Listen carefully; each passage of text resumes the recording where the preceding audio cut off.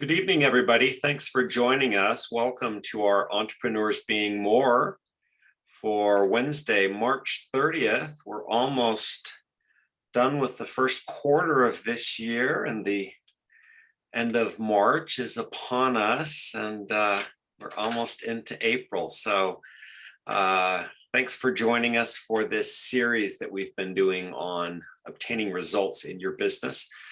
We've been looking at some specific areas that primarily have to do or primarily focus on the idea of recruitment over the last couple of months, and particularly four initial actions that are essential to any network marketing business or a business where we're retailing products. And of course, those four actions are finding individuals who might be interested in a business opportunity or in products that can help them in their life, inviting those people to learn more, and then presenting additional information to them about a business opportunity, about products, about our Nikken community, and then following up with those individuals. And we've gone fairly in depth into each of those four components and some of the aspects and ideas connected with each of them. And certainly this process of recruiting consultants and customers is essential to income. It's essential to exerting or creating influence with others. And it's essential in terms of building a community. So it really fits into the three major areas that we're looking at. But Ben has been helping us get clear about these four components: finding, inviting, presenting, and following up. We asked you to come tonight with questions that you have for Ben. Ben has a tremendous amount of experience in network marketing, both on the corporate side and as a consultant in the field. And of course, we're lucky to have him as part of our Nikken Global Wellness community. So Ben, welcome to the stage. Maybe what we'll do is give Ben, maybe if you have a minute or two you want to take to frame things this evening, and then we can open it up. And perhaps the easiest thing is to just have people raise their hands if you do have a question. So any initial comments, Ben, as we get into taking questions, fielding questions about finding, inviting, presenting, following up? Yeah, I think what's important here today is really to look at what is it that might be holding you back, or what are the stumbling blocks that you might be facing or experiencing in the context of achieving your own personal goals. We spent a little bit of time at the beginning of this journey together, framing all of this in the context of what is my vision, what am I hoping to achieve, what am I wanting to become or experience, and so on. That really is the starting point for everything else to flow out from. Yeah, so if we don't have clarity there, then we may find ourselves stumbling in these other spaces, trying to figure out what's going on and why it might not be working. At the same time, of course, if there's something that's worked well as a consequence of these classes that we've been having together, and you've got an experience to share as a consequence of that, I think that's certainly worthwhile, sharing some positive experiences as well as asking questions. I think both have relevance today. But what I would say in preparation for your questions that come our way over the next 30 minutes is to recognize the value of this space as a safe space for asking open questions. So please don't let our egos get in the way, and don't let that hold us back from getting the answers that you might need that really will be helpful for you. Our goal here is to provide you personally the best help we can.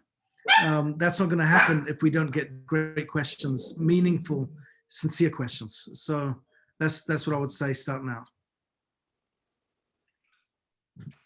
Who has the first question for Ben about anything we've been discussing up to this point, or specifically finding, inviting, presenting, following up? Dawn Marie.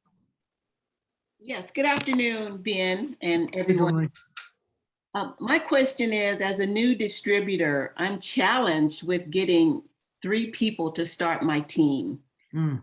It's my goal for this year to build that team, because after being on many calls, I realized that I can't do it alone. I need the support of the team. Yeah. So I've invited a few people to come to the Zooms that, they will place an order and then they'll go bye-bye. And so I'm just trying to figure out, I realize it's going to take time, but I'm anxious and I want to get my team going. And so I'm just wondering, as a new distributor, what could you suggest to me?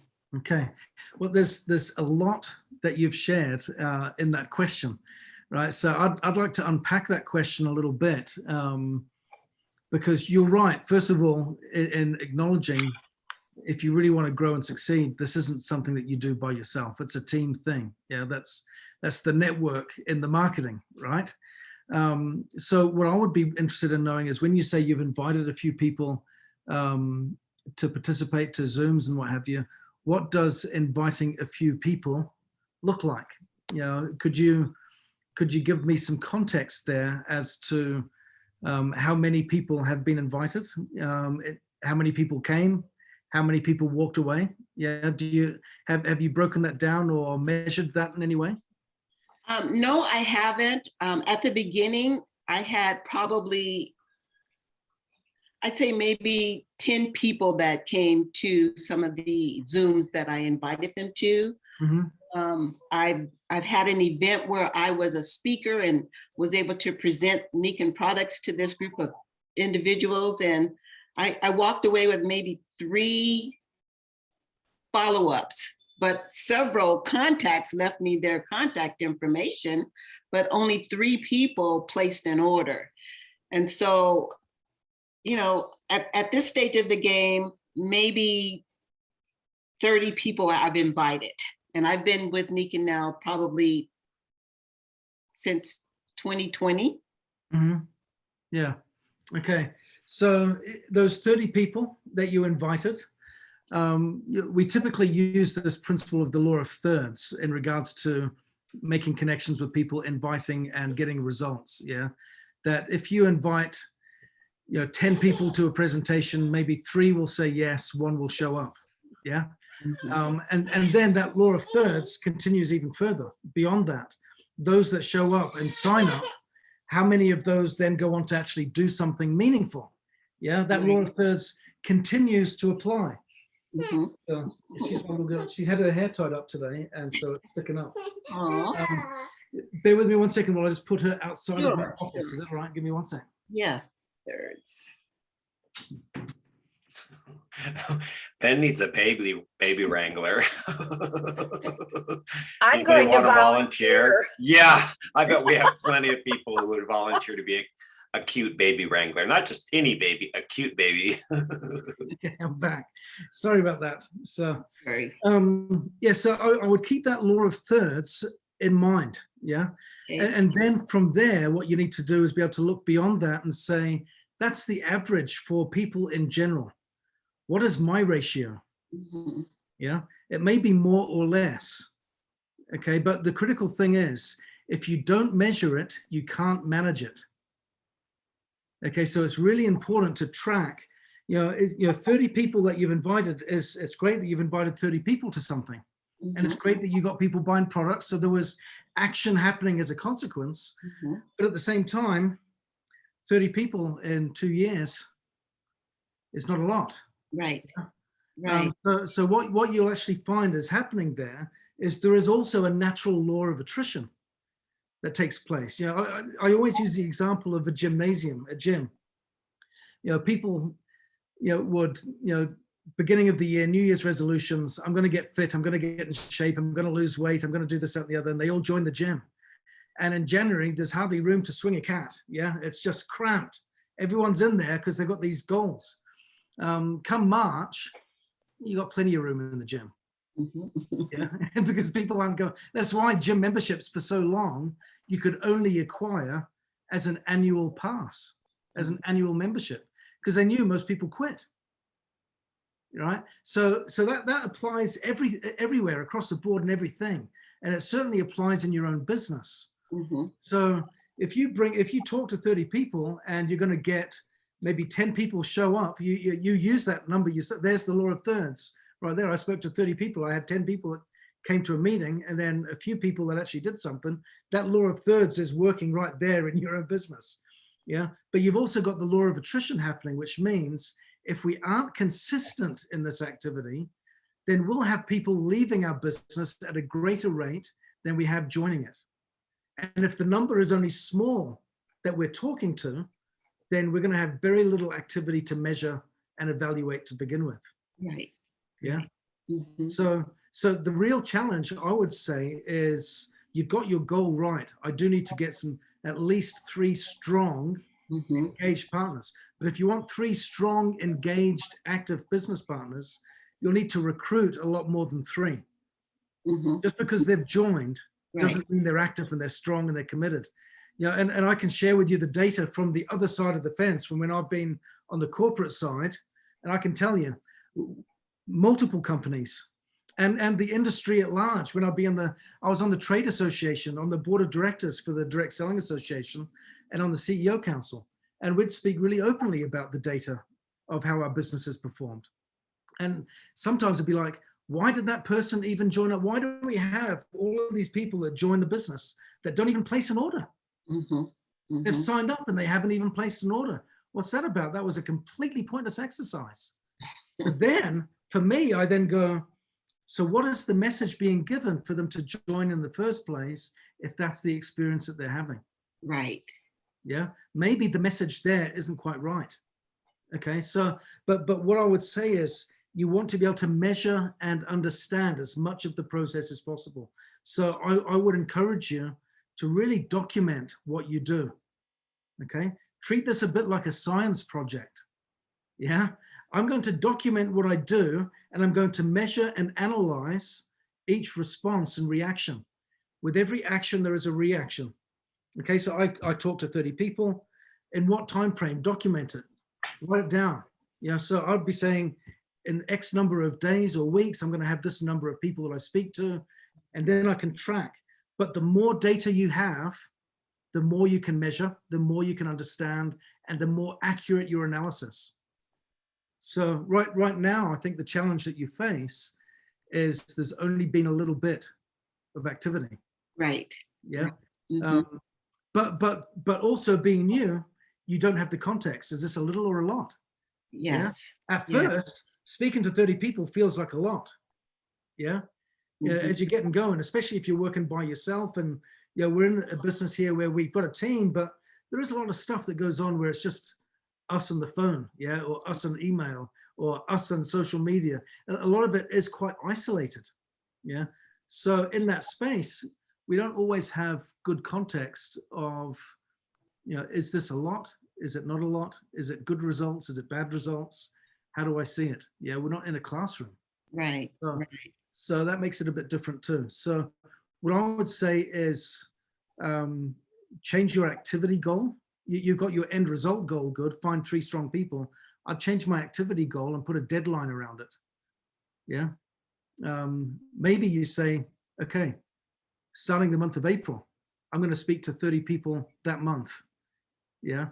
Mhm. And now that's only 1 person a day. Mhm. So that in itself is a good number for a month, but in reality, maybe it's not. Maybe you need to do more. Mhm. Yeah. Mhm. Mhm. Now, when I was first a distributor, I joined a network marketing company when I was 22. And I remember the guy at the front of the room, he had this big organization, he was doing well, he was making loads of money. And he's like, okay, you need to speak to 30 people every month, right? 1 person a day. And he was kind of giving us all this data around it. And I was like, that's almost 100 people in 3 months. And I was like, I was 22. I was new to the country. I didn't have a big circle of friends. I had a close circle of friends, but I didn't have all this expanded kind of reach here. And I was like, I think I'd run out of people to talk to in 2 months. What do I do now? Right. So the real key is, how do I build my contact list? Mhm. Mhm. Yeah, because what you want is a dynamic contact list where you've got new people coming in on a consistent basis. Where do I go to find them? So that you can then reach out and do the inviting, do the inviting, do the inviting. So if you want the volume of calls so that you can then watch that flow and measure your conversion rates and your engagement rates and then your activation rates, yeah, if you want that, you've got to have a good dynamic contact list where you're building that on a perpetual basis. Right. And that's something that that I encourage, and maybe that becomes a separate kind of conversation piece, you know, on another call where we say, okay, how do we build these strong dynamic contact lists and get some strength in that and some confidence in the people I can reach out to and talk to. And creating my story to be able to say it without being so excited about the product that I'm just babbling on and on and on. Yeah, Yeah. yeah, Okay. yeah, yeah. Thank you. That's a great question, Dawn Marie. Thank you. Lynn, do you want to ask your question? Yes, I will. Since Ben probably is not familiar with me, I'm from Canada, Ben, and I was introduced many years back to Nikken, loved the product's philosophy, did many HBMs. Mhm. And my time with Nikken was going to big meetings in Toronto and so on.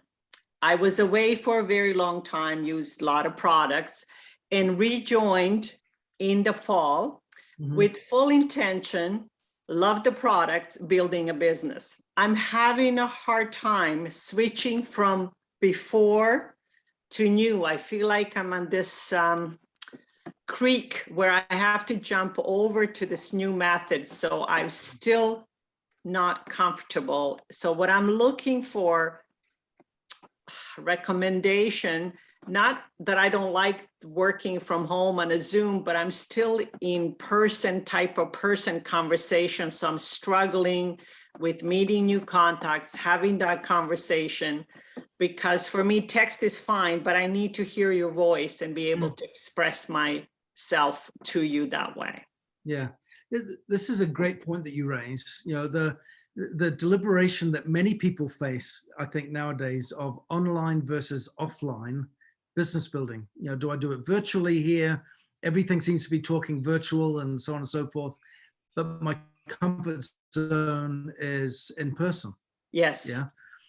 I think it's important to recognize that there's kind of two demographics in the world that exist today, I think. Yeah, we've got millennials and Gen Z and Gen X and baby boomers and all these different kind of segments.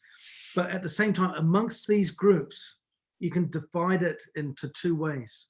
You got digital immigrants, which is people like us, yeah, and digital natives, which are like my kids, yeah. The digital natives are those that are born into and raised in a digital environment where social media and digital tools are just the norm for them. They're instinctive, they're intuitive, and they're natural for them. And that's how they prefer to communicate, right? For digital natives, digital immigrants, sorry, like us, we're kind of moving into this space and it's not inherently natural for us, right? We use it a little bit. You know, I've got Facebook and I use LinkedIn. I have Instagram, but I've got about 400 and something followers on Instagram. I've never posted anything on Instagram, right? So I don't know why they're following, because they don't get much from me on that place. But that's a place that really I go there just so I can keep on top of what my daughter's posting and my boys, and kind of just say hi that way, and occasionally share comedic moments that you might pop up there. But that's about it. That's all I do. I don't do business there at all. So it's different for us. And I think what we've got to do is first lean in towards our strengths. Okay, so because I've seen some people do this and go, okay, the way forward is social. So I'm going to get really social. I'm going to become a mompreneur and I'm going to accept this new language and I'm going to try to define myself a certain way, and then they struggle and it looks awkward and they don't get the results and they don't know why it's not happening the way it should. And it's a very different landscape. The reality is, if you want to really thrive and do well as a digital strategist in your business, right, that's a skill set akin to, in my experience, being an accountant. And as an amateur going, I'm going to be, a certified accountant, but I've never studied accountancy before in my life. Yeah, it doesn't work that way. There is so much skill involved. It really is Yes. a new space. So sometimes people, she's back. Sometimes people copy certain behaviors, but they don't get the results, and that's because they're doing parts, but not all of the right activity. So I would say start with where your strengths lie. If you're comfortable talking to people and being a face-to-face person, engage with that. We're getting to a place now with the pandemic where you can get out into meetings again. You can meet people at coffee shops and hotel lobbies. You can have hotel meetings again if you want. If you want to bring people into your home, you can do that too. There's all that space is comfortable again for us to use. So if that's where you're good at, if that's what your strengths are, go right ahead and use that. I hear so much, social media, and I'm thinking, I don't have that much luxury to spend so much time to learn it and then put aside my comfort zone. So that's exactly where I'm thinking, because I'm really like, I feel like I'm elastic being pulled. Which way should I go? But yeah. I would say stick with what you know. Yeah, and work and build out from there, because true digital marketing, and I've been a marketing manager in the past, and I've worked with digital teams. If you want to have a strong digital presence, that requires investment, not just posting regularly on Facebook. Yeah, posting regularly on Facebook is a marginal activity that will not necessarily give you huge results. If you want to do strong digital marketing, that requires advertising. It requires maybe getting some, having a budget there. It requires maybe having some experts that know. It's having a schedule of content that you're posting regularly. It means knowing when to post. What's the most ideal time of the day for your demographic? Do you know? So it's not just having a schedule, it's knowing when, and then having the right content, and then boosting those posts, then having Facebook pages or LinkedIn advertising or Instagram advertising, having retargeted campaigns and all that kind of stuff that will help to generate leads, and having click funnels and sales funnels and reasons for people to give you their email address, and their cell phone number. And this is a place that is saturated. Yes. And is dominated by so many other voices. So now you've got to stand out, and make it even more relevant, even more compelling. So without having a strong background in marketing or in the digital space and being a digital immigrant, unless you're going to invest and get a marketing team to help you with that, and spend some money with a freelancer or a consultant or a small marketing agency or something, unless you're going to go that route, then I would say start with what you know, build there, and then if you really want to expand out to these different spaces, then start to learn a bit at a time, but have that as an additional activity, not as your main source of, I've got to learn this, apply it, and suddenly master it and get the results all at the same time, because that candidly, that's not going to work out for you. Thank you, Ben. You validated where my thoughts are, and I was just, I guess, being pulled in, but thank you. That really clarifies it for me. Yeah, thank you. Because just one last point, so many people, I deliberately deleted Facebook off my phone this year as one of my New Year's resolutions. I go online when I'm on my desktop, because I found that it was a distraction versus a meaningful business engaging activity. And sometimes we get preoccupied with getting likes or follows, or I've got X number of friends that are following me on Facebook, so I'm doing well, I'm popular, I've got X number of likes and comments. It's like, but if it's a business building activity, how much of that converts into a sale? How much of it converts into a customer or a business partner? And if you're not getting those huge conversion rates, then look at doing something different. Yes. Or significantly changing the way you spend your time online. Right. Yeah. It could be actually false impression that you're busy and you're not getting results from there. Yeah.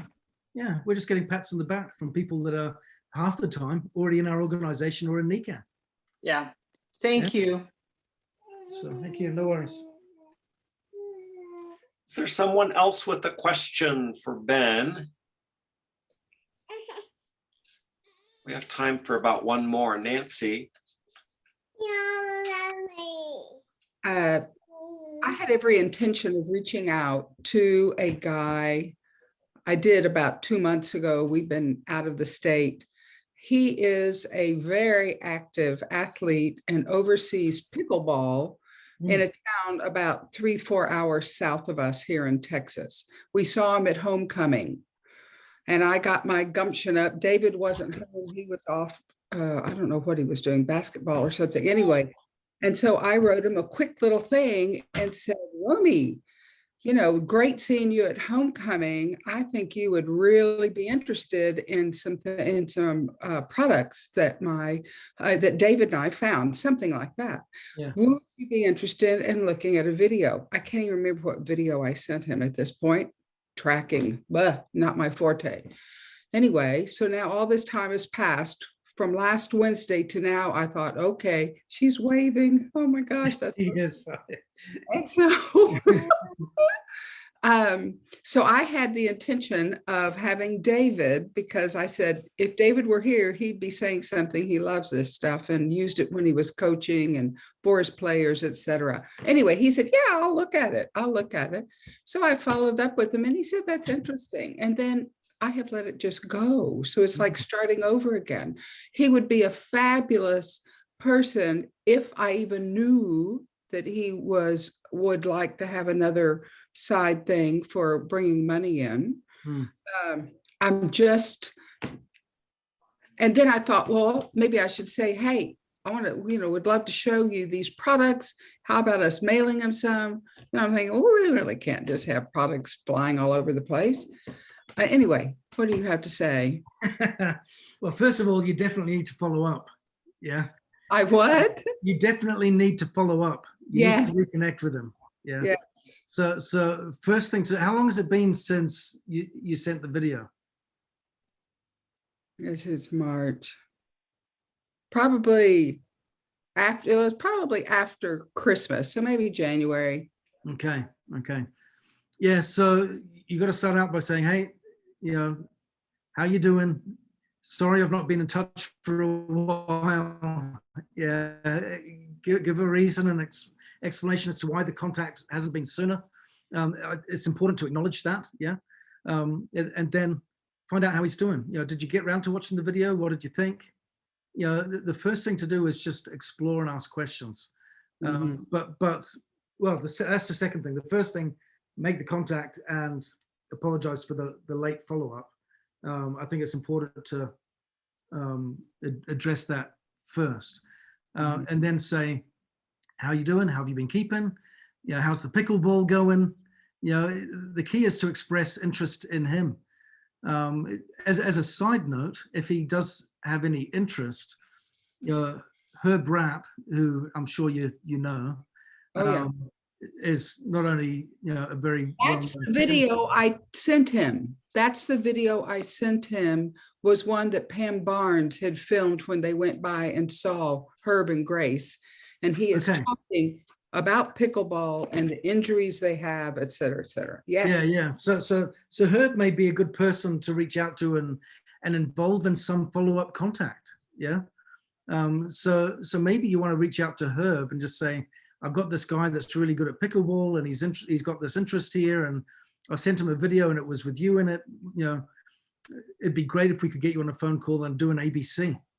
And just have a conversation. And Herb would be fantastic. He's dynamic, he's energetic, he's professional, he's just persuasive and charismatic, and he's got all the skills in the field of pickleball and athletics and what have you, and great credentials around that as well.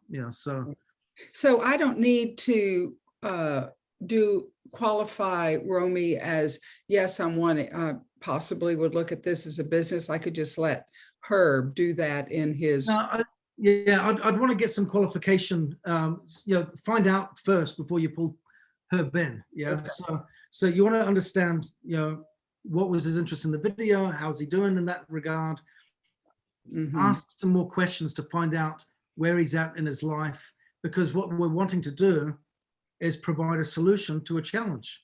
Yeah. But what is the challenge? Yeah. And what is his interest around having a solution?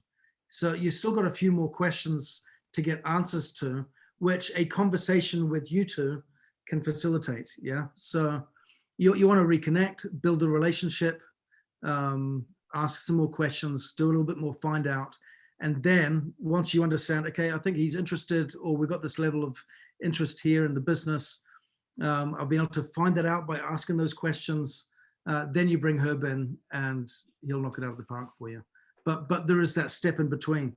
Yeah. Okay. Initial follow-up, and then find out. Okay. Thank you.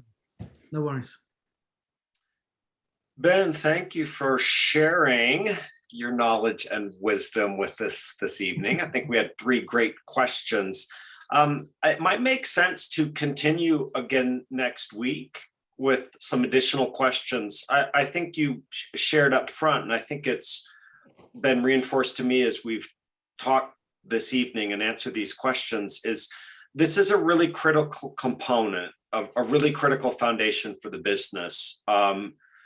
Creating these lists of names, of reaching out, contacting people, inviting, do it consistently, tracking, making sure that we do following up. And I think the 3 individuals who have shared, who have asked questions, got some really good input. And I think it would benefit us to hear from maybe a few others next week who have questions about their specific business, their specific situation, and what they can change, or small minor adjustments, whether it's a mindset viewpoint or some kind of specific skill or some kind of action that they implement that will make this foundation of really moving a business and team building forward. I think that would be helpful. So any thoughts, Ben, or anyone else?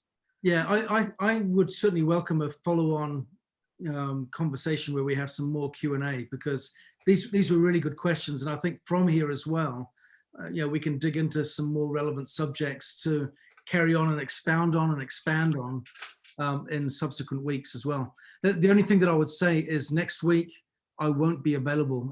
It's spring break and I'm going to be away with my family next week. So if I can jump in the week after next and pick up on this, that would be great. Okay.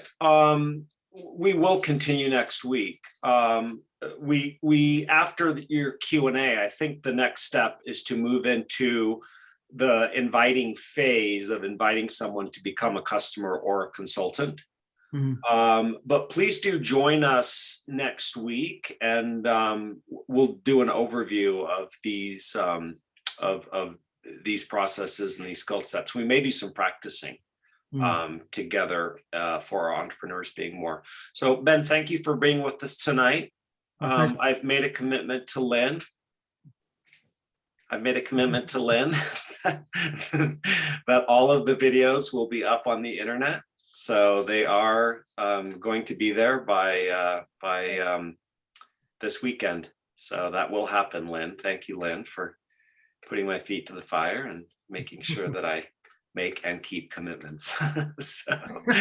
So thank you everybody for being with us tonight. If you haven't signed up for our Humans Being More online for April 9th, there still are tickets available and you can sign up. Anyone in your group, anyone part of the global wellness community is welcome to join us. The training will be in English.